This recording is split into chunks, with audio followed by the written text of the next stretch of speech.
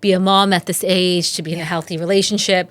But then I have this nervousness because I'm so used to being so independent. Two important stages in life, 27 to 32, 36 to 43. For me, 40 was that pivotal year. The most important thing to do during your pregnancy is to just keep talking to your child. How does a mother prepare herself for this really life-changing moment? When a child is born and you have contractions, with every contraction, the oxygen supply is cut off. So postpartum depression is that dark night of the soul. It's that birth canal. It's that tunnel. How do you have these difficult conversations with adults? Even if the whole world is against you, and even if you're doing something and it's completely undone by the family, the fact that you're doing it, the fact that you are walking the path, the fact that you are doing this is all that matters. What was the next step? The greatest privilege in life is to be yourself. Welcome to Legacy Talks, the podcast where we dive into meaningful conversations with inspiring voices shaping culture, business, wellness, and the way we live. My name is Rosemin and I'm your host. And today's episode, well, it's one that feels especially close to my heart. As I prepare to enter motherhood, I've been thinking deeply about parenting, emotional awareness, and what kind of parent I want to be, and the kind of legacy we want to leave with our children.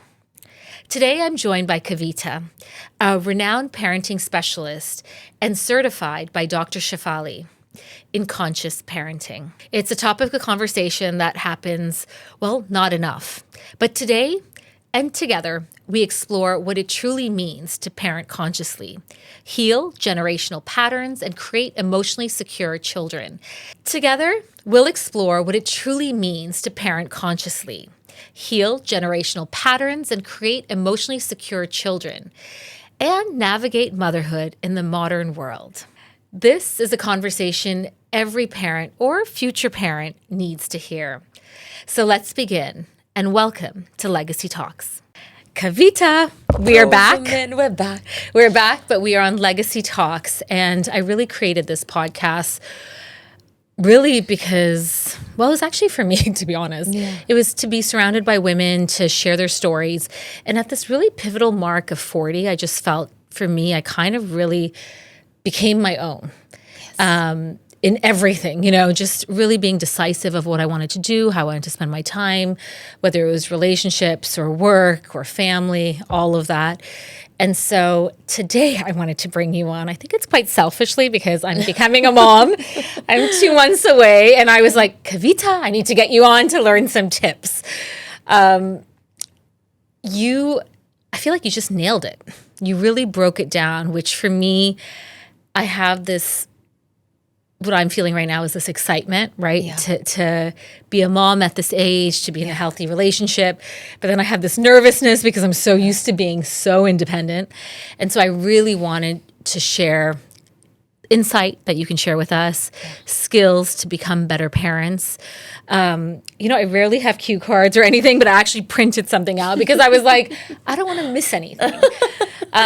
For anyone who didn't watch our first interview, which was actually a few years ago, so much has changed in your life. Yes. But can you just give just a quick highlight, because you have such an impressive educational background, career background, and how you got to where we are today?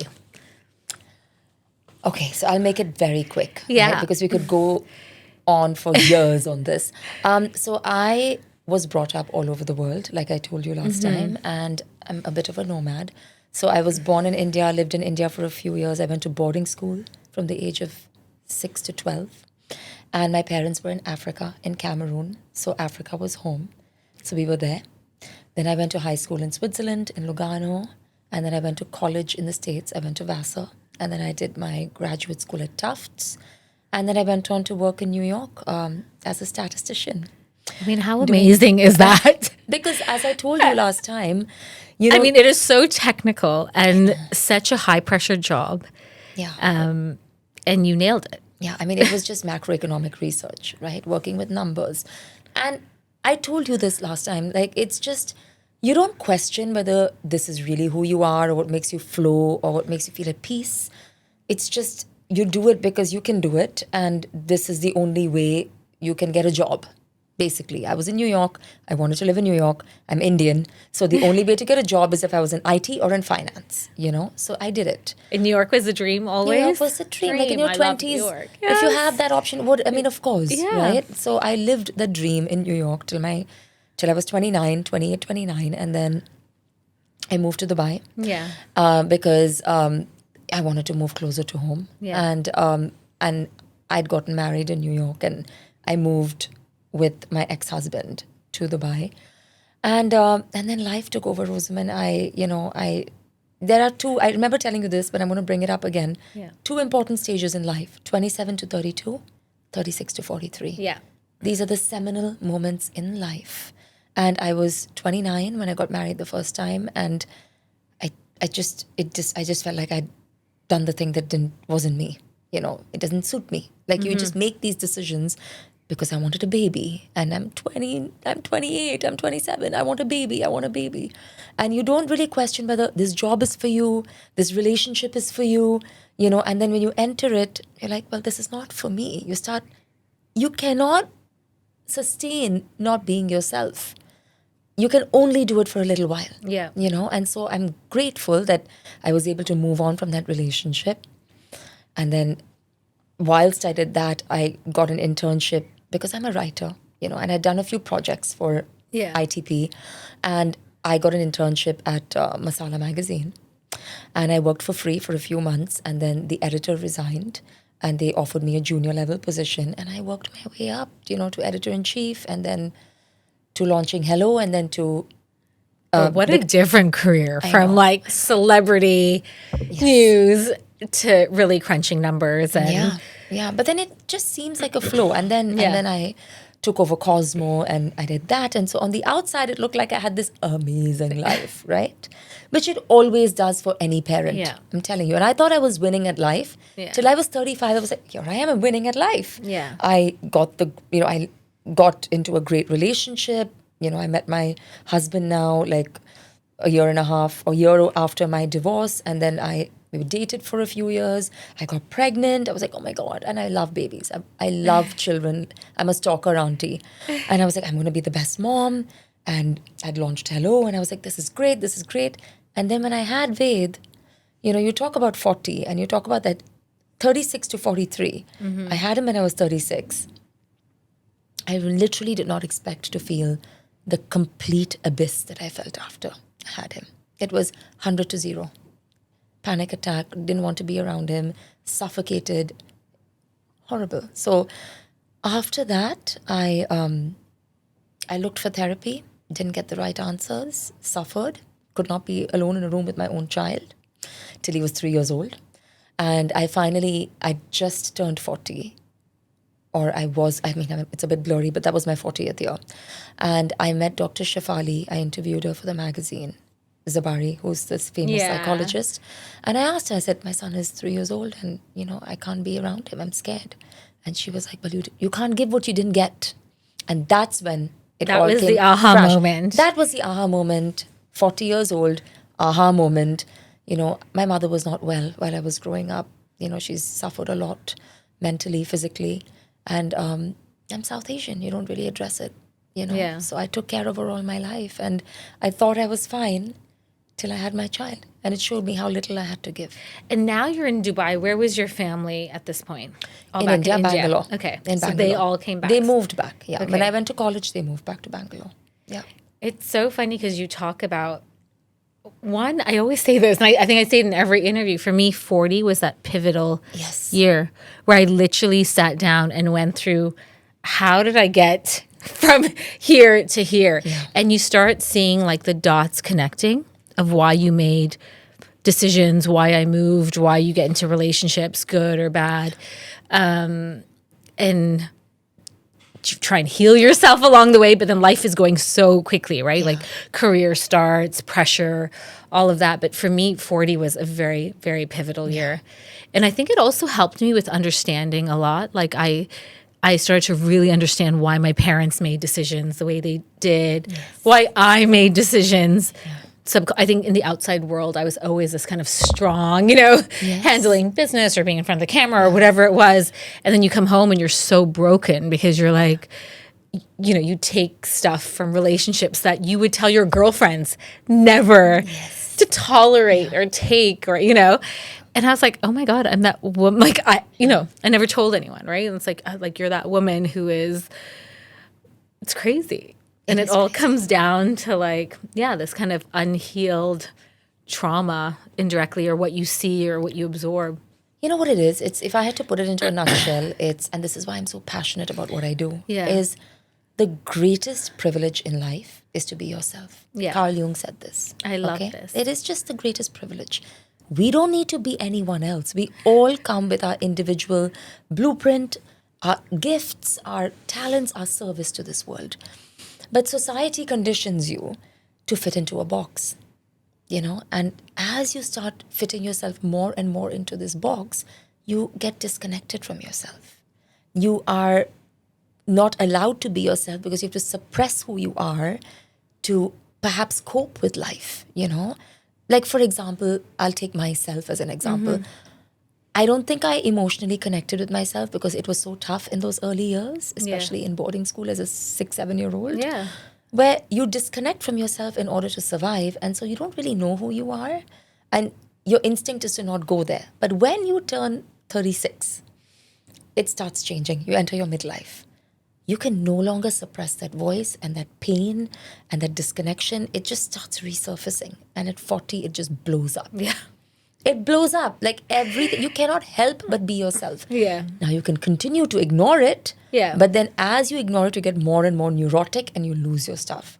So you can either face the pain or the pain will eat you up.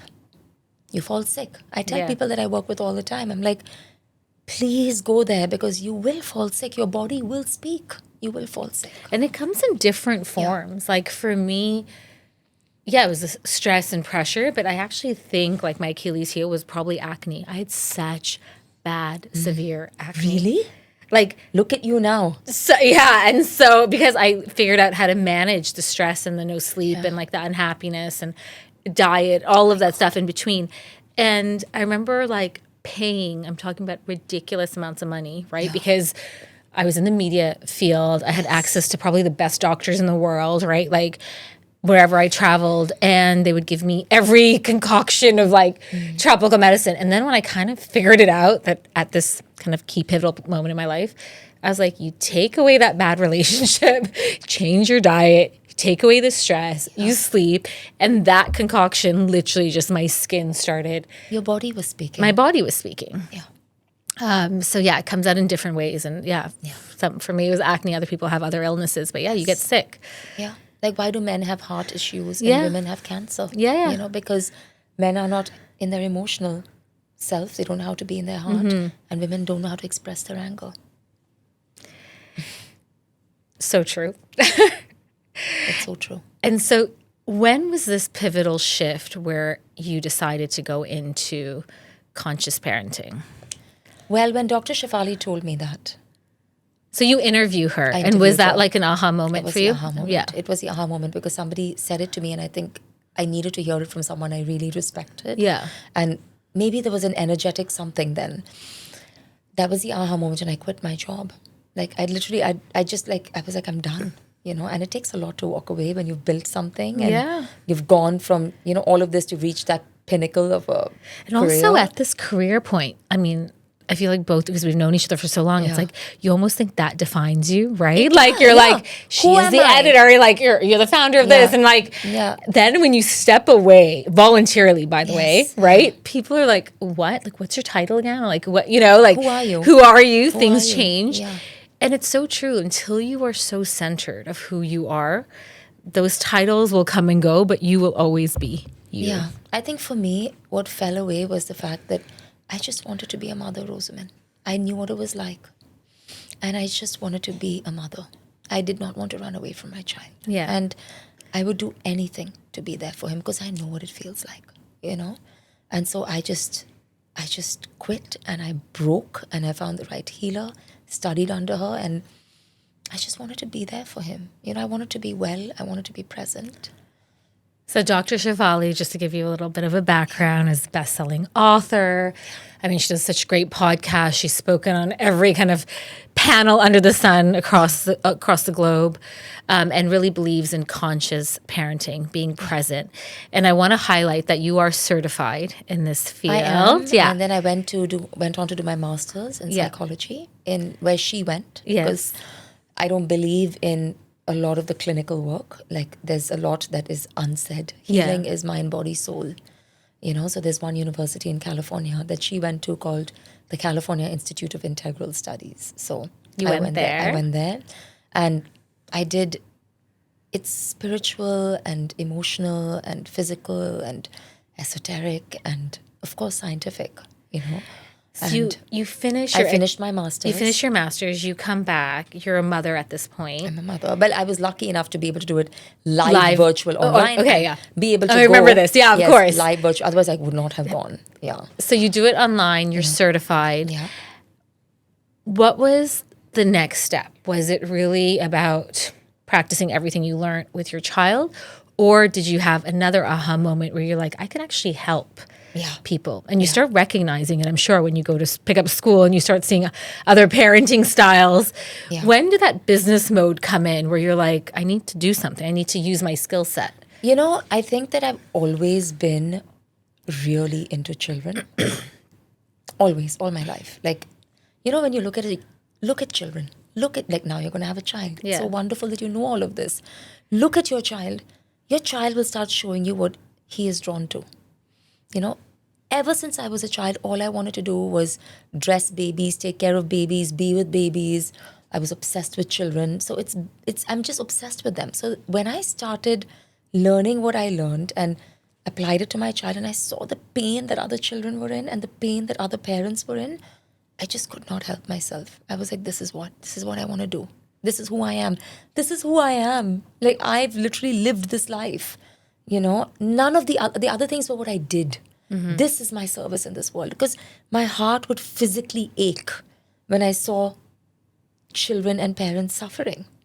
And I was like, I really want to be able to help. And so that's why I did my master's. Because I wanted to know more so I could really do this from a place that was very informed and studied, And I think there was no one moment, Rosemin. I think that it was just one thing compounded into the other, and then suddenly it just blew open. I started writing about it in the newspaper. Nobody had spoken about it the way I spoke about it, like very dark. Motherhood is dark. Yeah, because no one wants to really admit that feeling of like, whether it's stress or pain or emotional distress, because you just think you have to be happy. You're with your kids. And so I started talking about it, writing about it. Like, it just, one thing led to the other and it just grew. And then I started a free community because I realized that therapy is expensive and I wanted everyone to be able to have some access to something because we need community. And so I started this community and it's grown to a few hundred parents now. And it's amazing. And and I work with them. And I'm very passionate about supporting children in the right way, which is developmentally accurate. Let's be human beings. Let's be human beings. Yeah. When you say development, I think this is the most important because the first formative years are the most important. Yes. Yeah. They are like sponges, children. Yeah. What are your top 3 tips in those first 3 years that you would say? The most wonderful thing about the first 3 years is that if you get the first 1,000 days right, which is also your pregnancy, and then the first 2 years of life, your child will never have any physical or mental problems. Like, never. Never, if you get that right. It's the most important. It's the foundation. 80% of the brain, and I'm talking about the embodied brain, is developed in the first 2 years. 90% by 5 years. And then 7, you're kind of done. Right? But that doesn't mean that you can't go back. But it's kind of like building a house. Yeah. You have to get the foundation right. Yeah. As you're building the house, you can fix the foundation, which is the first 7 years. And the first 2 years are when you lay the ground and, and all of that. After 7, okay, there are issues. Of course, you can fix it. You can heal it. You can help it. But you have to go and break it all down, which is a lot of work, So And when you say, sorry, I don't mean to interrupt you, but when you say just the foundation, like, let's just be very specific. Yeah. Like, what are some of the things you implement in your house with your let me tell you the son? first, the 3 tips. Yeah, Okay. yeah. So the number one thing I tell parents, I mean, now you're almost at the end of your pregnancy, but you still have a couple of months. Yeah. I think the most important thing to do during your pregnancy is to just keep talking to your child, and not repressing anything. You just keep talking to your child. Eat the right things. Don't drink coffee. Don't smoke. There's one, some people say it's okay to have certain things. Please don't. Yeah. Just don't have anything. Yeah. Just don't have anything. Eat well, rest well, take care of yourself, Go back to ancient wisdom. Do what our grandmothers told us to do. Don't leave the house for 40 days. It's very important. So when you give birth to your child, this is what you must do. Do you know where you're giving birth? In London. In the hospital? In the hospital. Okay, so then okay, I wish I had known this. I'm telling you, try your best. Yeah. Try and tell them to not cut the umbilical cord for at least an hour, if not longer, because the goodness from the placenta flows and keeps flowing and comes to your child in the first few hours. Wow. I'll find out the exact time for you and I'll send it to you. Please do. And Yeah? you can share it with our viewers as well. Yes, because you don't realize you're cutting off really vital nutrition for your child that's coming directly from the placenta. So keep the umbilical cord on for as long as you can, okay? Number 2, when you have your child, do not ever, keep your child on your body. Keep your child on your body as much as possible. No sleeping in a separate room. Absolutely not. If you need a separate room for your child, go and sleep there. And then come back and rest in your room. But make sure that your child is never alone. Okay, don't have your child in a crib. So if you get a night nurse or someone, get a double bed. Put your child in a kukuna baby or a sleepy baby, which is right next to the nurse or help or you, and let the baby feel the warmth. Let there be lots of warmth and very responsive. Even if your child is crying, to say, oh, just ignore them, that's a fake cry. There's nothing like a fake cry. Responsive, because that's how children know the world is safe, and that's how you don't have anxiety as a grown up. Yeah, because they've been inside you for 9 months. Yeah, and they feel that warmth. Rosemin, now these days, why do we feel anxiety? Because it's so deep-rooted. There's something called a psychosis, it's like it just builds on top of the other, one formidable experience over the other, over the other, over the other. So let the foundational experience be safety. So I'm feeling lost, somebody will respond to me, oh, the world is good, the world is safe. They need to smell you, they need to be with you. So even the times that you leave the room or you need your rest, put your breast milk or whatever, and then please give the child your cloth. I'm going to say something very controversial, but I'm going to have to say it. Please breastfeed your child if you can. Yeah. Please do it. And there are so many ways you can do it. I mean, push through the first 6 weeks because it's tough. But once you do, it's the best thing you can give your child. It's really the best. Get the help that you need, the resources that you need. Once you push through those first few weeks and you actually start feeding your child, it's good for you and it's good for the baby. It's good for both of you. It heals your body and it heals the baby. It's the best thing you can do. And when we talk about development, do you have there's this little kids talk, or are you always speaking perfect, articulate English with them? How do you talk to them, communicate with them? In the first couple of years? Yeah, I feel like the first 2-3 years, what have you implemented in your son, or now that you've learned that are just tips that you're they're in bed by 7 or they're in bed by 6 or whatever it is, or these are the activities that they're doing? Yeah, nothing. In the first 5 years, just nothing. No, just, of course, bedtime will automatically happen. Yeah. But for the first 2 years, really, children don't sleep through the night. Yeah. And the schedule will just come to itself. Just do let there be feeding on demand. When your child is young, feeding on demand. And then slowly your child will start developing a routine. Usually, in the first few months, they have 2 to 3 naps. Yeah. Then by the time they're about 6 months old, 4 months old, they have 2 naps by 6 months. And then after the first year, they have 1 nap. and then it just slowly, the child will show you cues. Yeah. So, and in terms of activities, no activities. Like absolutely none. None. Nature. Nature, outside. Absolute Yeah. nature.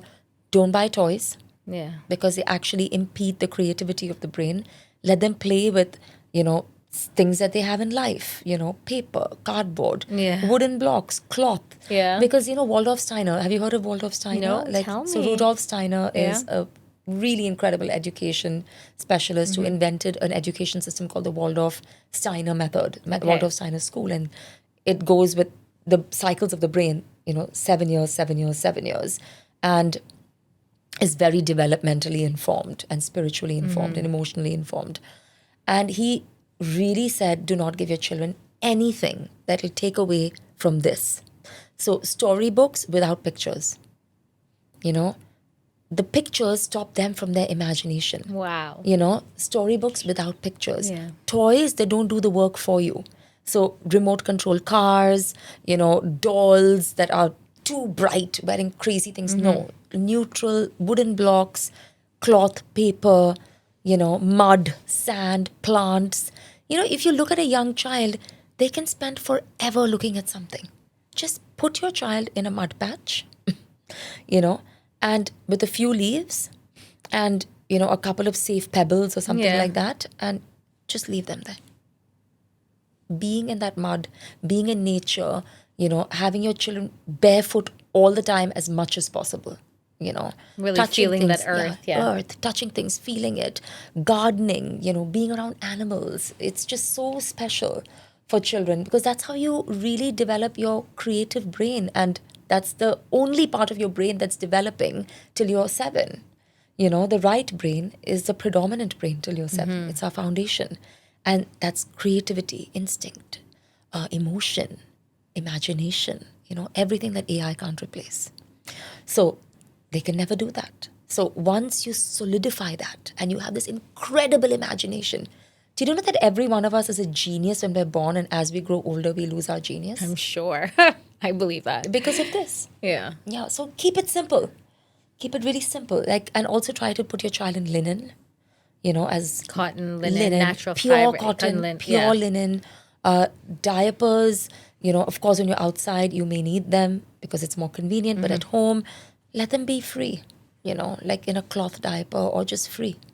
That's when they get potty trained even quicker because the human instinct kicks in. Oh, I don't like this feeling. When we were younger in India, like people used to start using the potty by 9 months. It's amazing. Because you're just letting Go. nature take its recourse. You know? Yeah, of course. I've also done an entire packet that I will send to you, which is everything you buy in the shop for your baby and how you can make it at home really easily. No way. So it's all natural. Amazing. I'm no waiting for you to write a chemicals. book, Kavita. This Oh, is like, Rosemin. come on, I've asked you this before. Yeah. Just gotta do the book. I've just got to do the book. You have to write the book. I have to write the book. I'll send it to you. Because Please. keep it natural. You need to be able to eat everything you put on your baby's skin. You need to be able to eat it. Okay? Would you eat diaper cream? I don't think so. Yeah. But you can make diaper cream at home. Would you eat the lotion that you put on your baby's skin? No, you wouldn't. yeah. So please put natural, clean substances in your child and on your child, Also no plastic. No Sorry. plastic. Yes. Yeah. We're adding that to the list. Yeah, no plastic. Silver. So get like silver bowls, silver Oh, wow. spoons. If you can get a silver bottle, yeah.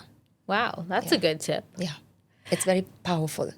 Wait, let's go back to a lot of people will never have access to Dr. Shefali the way you have. Yeah. Probably the closest they'll get is either hearing her at a conference or, listening to her podcast. How do you define conscious parenting? It's just basically your children are your mirrors. There's nothing wrong with them. There's nothing there to fix. It's you. That's it. So I always tell people I work with parents for children. I won't work with children because I don't want them to think there's anything wrong with them. Because there isn't. There isn't. They're pure and they're perfect. And so that's conscious parenting in a nutshell. That it's not your child, it's you. But also as like a partner, so you're so developed, right? Like you, not only by education, but experience, right? Like through how you grew up, and you're very honest about that. Then you're with your husband or life partner who you've had this child with. How do you balance them? And how do you have these difficult conversations with adults so that you guys are both aligned in how you want to parent? Because everyone comes with their traumas and their experiences and their baggage, right? Yeah. And so, you get married or whatever, you have this child based on common love and all of that. But then when you start, like, not every day is blissful. And how do you get on the same page of parenting? I'll tell you one thing. I'm really blessed that I married somebody who's very much like me. Mm-hmm. In fact, he knew all of this before I did. Wow, because amazing. He's from Oroville. He grew up in he's a different, he's that. So.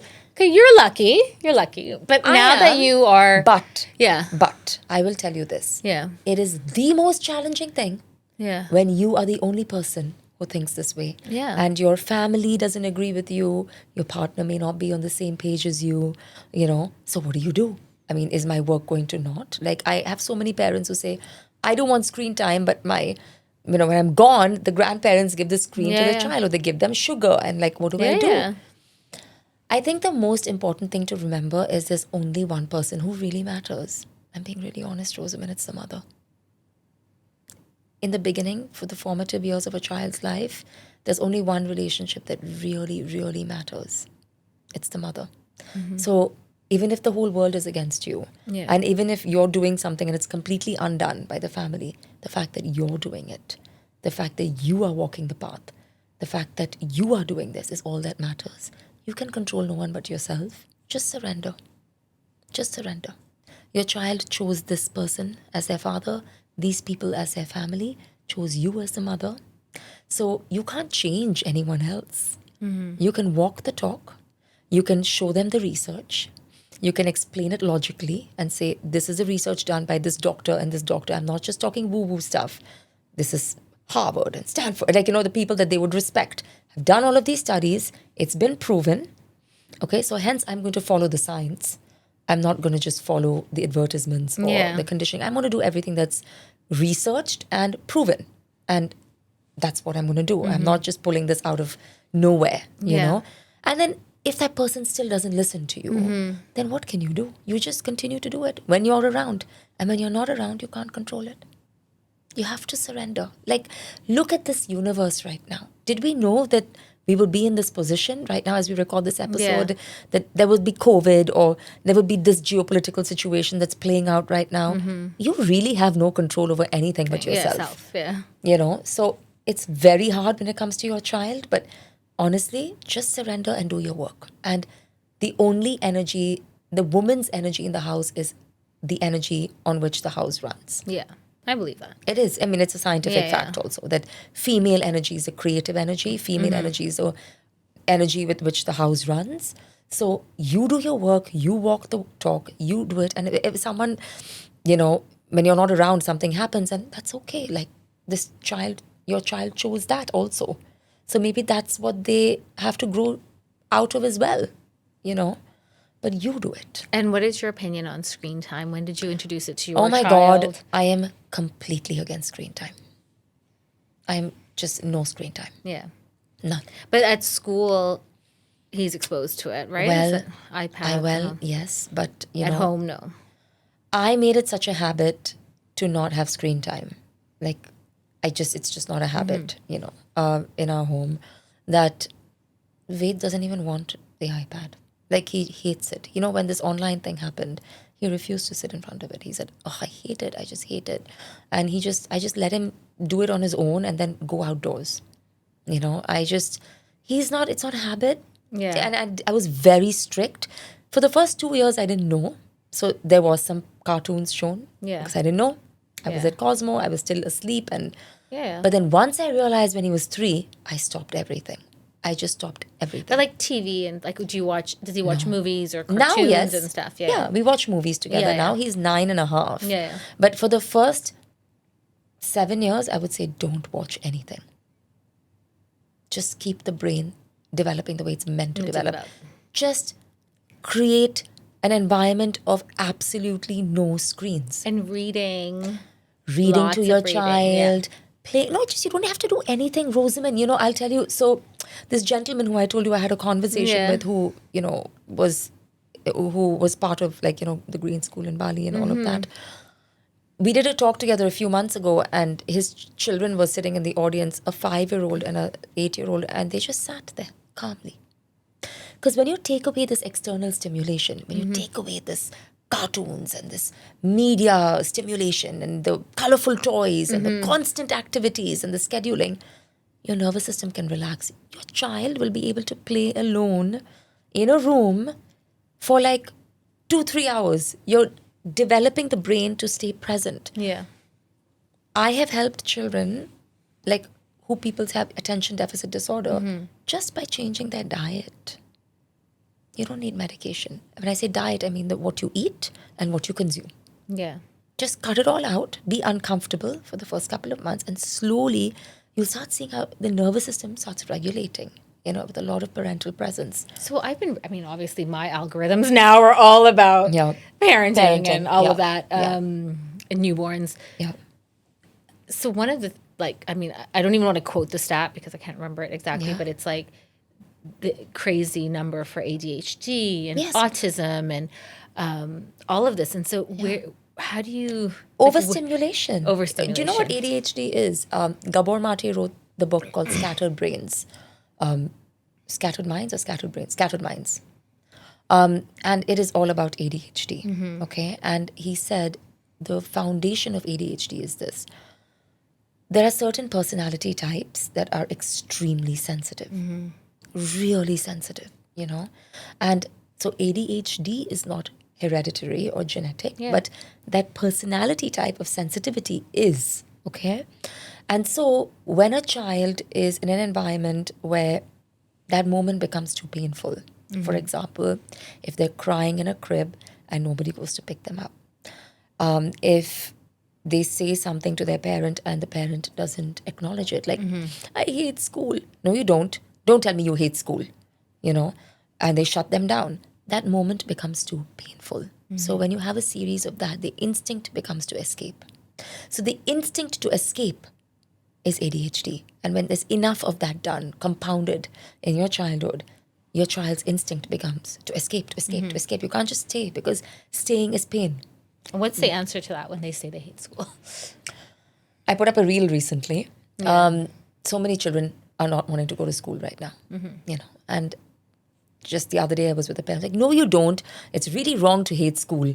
What about your friends? And, and I just say, why don't you just get curious? You hate school. Why do you hate school? What happened at school? So the parent should always be asking the questions to really just break get curious. Let your child get to the root of it and say, you hate school, I understand. I've also had some bad days, The answer is not that maybe you can't pull your child out of school, maybe because you have to work and you have to do all of these things. But what you can do is speak to them. Again, Gabor Mate said something beautiful. Trauma is not what happens to you. It's being alone with what happens to you. So your child may have had a bad day and is expressing himself. Just talk to him. Get to the root of it. Create space. Don't get judgmental. No, you shouldn't. And what about your friends? And weren't you happy to see your friends? No, your child is telling you how he feels. Just let your child speak. Create space for that. Imagine if you told me something and I was like, but you should do this and you should do that. And like, Kavita, I'm trying to just talk to you. Just keep quiet and let me just talk to you. Yeah, let me express myself. Yeah. So, make the present moment present. Be with your children. Be with them. And so when the kids are having tantrums... Yes. How do you deal with that? You're going to have I know. And that's why I'm taking all the advice from you. Well, tantrums are a part of human development because, we have to learn to regulate our emotions. We weren't born knowing how to regulate our emotions. So when you feel something, you really feel it. And that's how we actually are as human beings inside. Yeah. Like, we get angry, we get upset, and sometimes we can't control ourselves. You've yelled at people, I've yelled at people, But children don't have the ability to make sense of what they're feeling or to regulate what they're feeling. So you really have to be calm. Now, how do you stay calm? When children have tantrums, you're getting triggered. Yeah. You have to understand the root of your trigger. So I'll give you an example. If your child says, I hate school.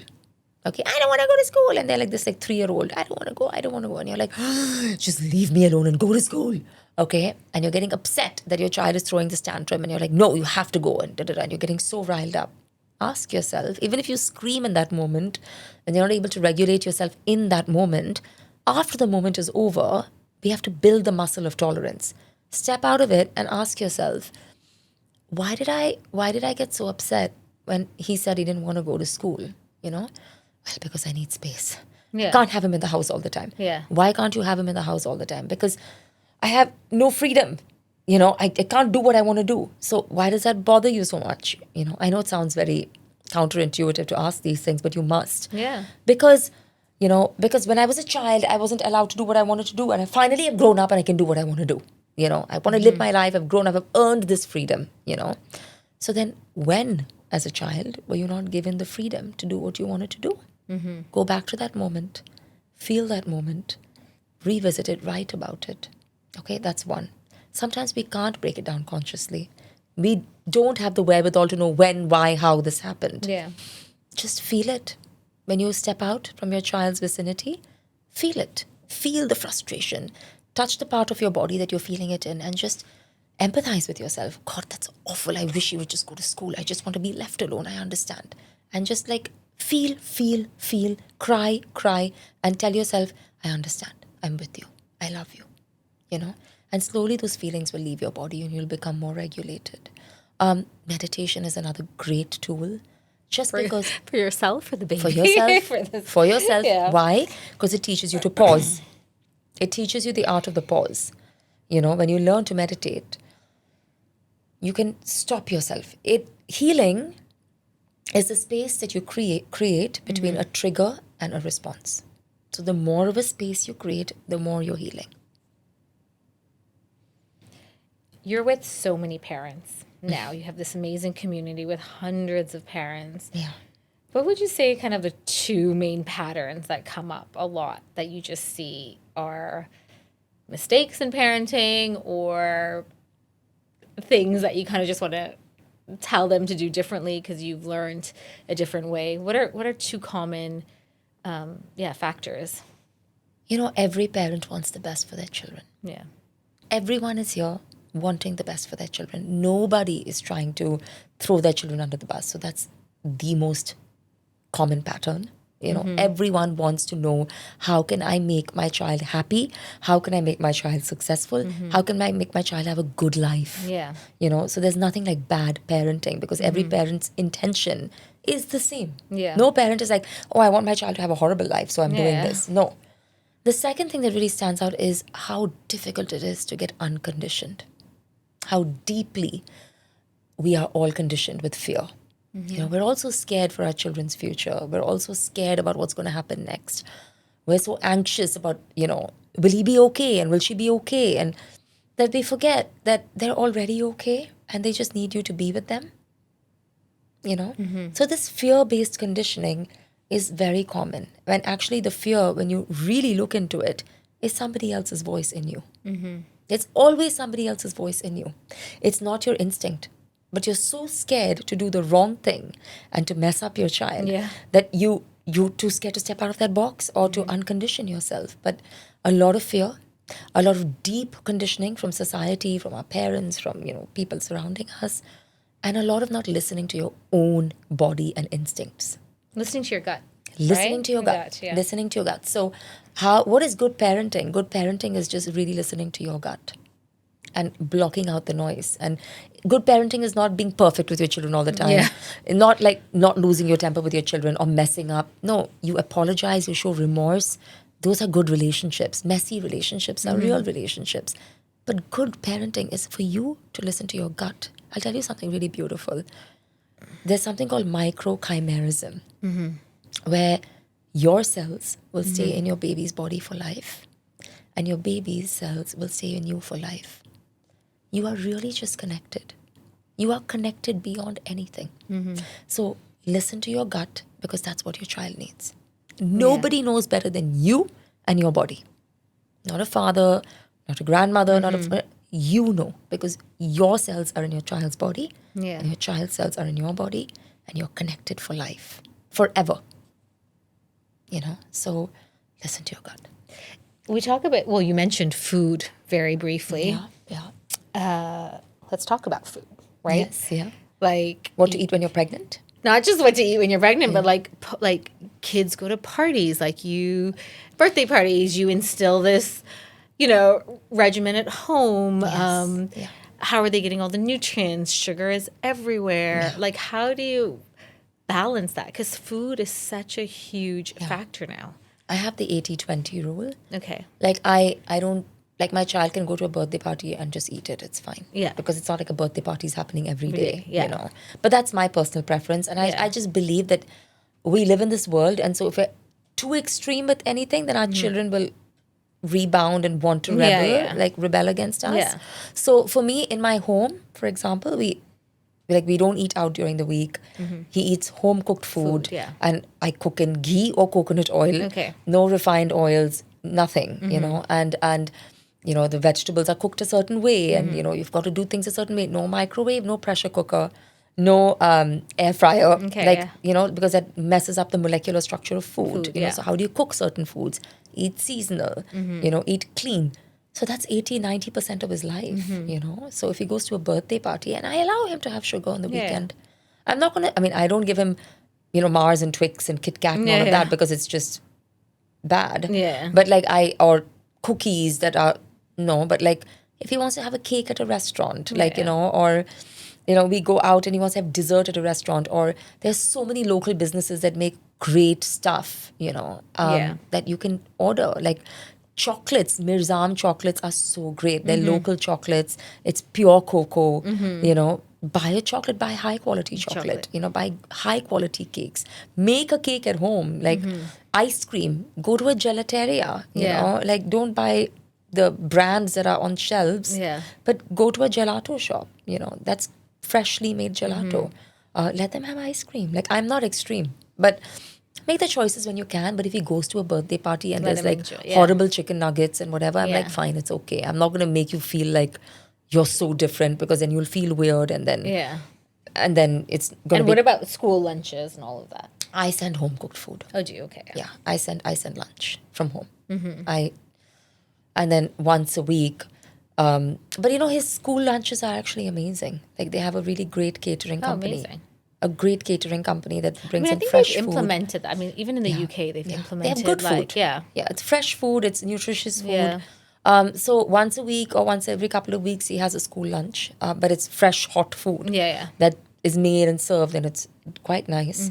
But for example, I don't allow hot dogs ever. Very, very rarely. Maybe on the summer, because it's been proven that that's really bad for you. But home cooked food as much as possible. And then let it go. How much can you control? How much can you control? Your child will start hating you if you get so controlling all the time, And what is your opinion on nursery and Montessori and all these different kind of, like the foundation of school? People are going to watch this episode and be like, this chick, she's against everything. No, it's not about being against. It's that there's so much now available, right? And so for new parents, even like me, I went to Montessori, but I read all these amazing nurseries, and everyone has a different way of raising the kids, or Well, developmentally. I'm only going to talk about developmentally and biologically and emotionally and whatever. A child should not go to school till they're 7. Till 7. If you have the resources, don't send your child to school till they're 7. But all, and from 0 to 7, what are you teaching them at home then? You are teaching them to be comfortable with themselves. To Reading, be in nature. phonics. No, don't do that. Really? My son didn't read and write till he was 7. Wow. Yeah, till he was in his 7th year. And what about social meant skills? to learn. You don't really need socialization. You don't need it. Your primary need, I'm not saying isolate your child, but it's not your need. People send their children to nursery because they think it's a need to socialize. No, but neurologically, and I'm talking purely scientifically, the need during that age is not socialization. It is being close to their caretakers and feeling safe. That is the need. Every bit of learning that happens in an environment of safety. So ripping them away from their caretakers and putting them in an environment actually is very damaging to them. So I don't believe in nursery. I don't believe that I put my son in nursery because I didn't know. Yeah. And then I promptly pulled him out when he was 3.5 when I started learning. You can do such beautiful learning, nature. There's a nature school, forest schools, just being with your child, cooking at home, letting your child just be music. So important, I mean, yeah. start teaching your child music at a very young age. Take them hiking. And language? Language, speak to them in various languages. Yeah. As many as possible, Like, then your child will talk maybe a little bit later because they're assimilating so many languages. Yeah. But, like, some children don't talk till, like, 2.5, 3, and Yeah. people get so nervous. But I'm like, but if you're talking 4 languages, Yeah. she'll start talking at 4 and speak 4 languages. Yeah. So don't worry. Don't worry about it. So for me, I think that the most important thing for a child when 0 to 7 is to be close to their caretakers, to feel safe, to not be separated from their safe space, and to be connected with nature, and to be doing things where they're not overstimulated, where they're grounding and in earth and in that magic as much as possible. Wake up and look at the sun. Let your child look at the rising sun and the setting sun. Moonbathe with your child. Get them into the circadian rhythm of nature. Take them to the ocean, Take them to the forest. Take them to the desert. Be around animals. That's all they need to learn. You just need to be in this quiet, silent, still space in your mind and your heart. Just very hard. I feel like it's... Look at us now. Yeah, it's just a lot right now. But what a gift. Yeah, if you yeah. give your children that gift, yeah. you will grow up to be such a regulated adult. These are the adults who can face anything, who can take on any amount of stress and anxiety because they know, because that pure, still, calm, safe space is their foundation. Yeah. And what can moms do? Because it's such a life-changing moment, Yes, right? yeah. Like I think at this age in my 40s to have a child, which I'm so excited about, right? But like I want to do everything not to get into postpartum depression. Like I read all this stuff where... You will, Rosemin. But how does a mother prepare herself for this really life-changing moment? Because it's everything, right? It's like your body changes, your hormones are changing. And how do fathers really support their wives during this period? Yeah. So I actually have a course called Emotional Training Before You Have a Baby. Is this for husbands as well? I hope my husband's It's for listening. both. Yeah, It's good. for both. Yeah. So I'll send it to you. Yeah. But for a mother, I always say look at your relationship with your own mother and look at your relationship with your own father. Your relationship with your father very much mirrors your relationship with your spouse. And your relationship with your mother shows you how much you have to give your child. Yeah. So what can you do to prepare? Know that you will be triggered. It'll have nothing to do with the child. It's rooted in your childhood. And it very much has to do with your relationship with your mother. And the way your spouse responds will be very much, it's so textbook, your relationship with your father. So look at those wounds. What is my wounding with my father? What is my wounding with my mother? Feel that, write it down, have some awareness around it. And then there will be postpartum depression. Everyone goes through it to a certain degree. It's okay. It's just, there's something called the dark night of the soul. And I'll tell you something really beautiful. I think I told you this even last time, but I'll repeat it once more.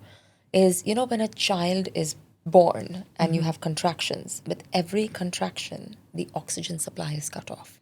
So a child has a near-death experience. Wow. As they come out of the birth canal. Okay?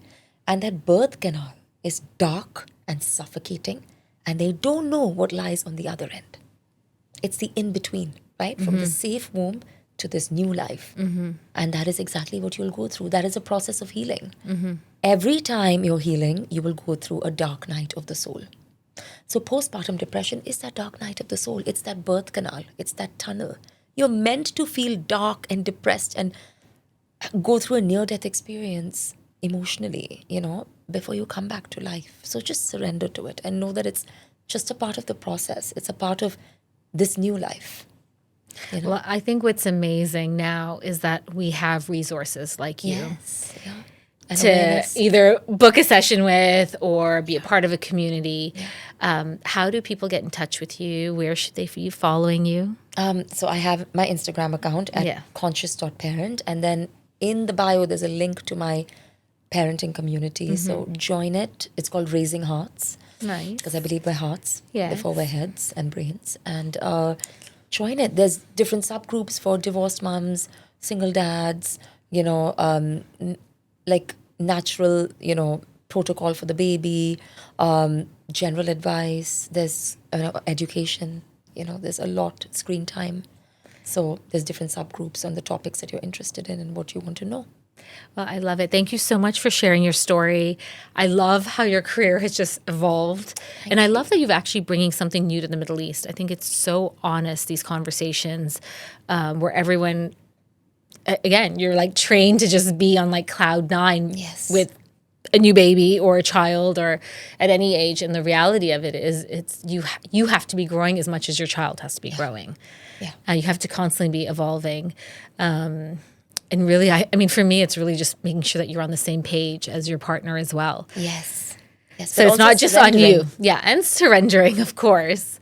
I am so grateful you came in. I'm happy I saw you before I give birth. And thank you for having me. No, and amazing. It is so nice to see you. I'm waiting for the book, so I hope the next time I see you, we're going to have a best-selling book out. But I'm definitely going to be joining this community of parents. I can't wait. Yeah. And hit me up. For sure. Any advice? For sure. I can't wait. And thank you for sharing your story. I'm so grateful. Thank you for being on Legacy Talks. Thank you, Rosemin. Thanks. Thanks for watching.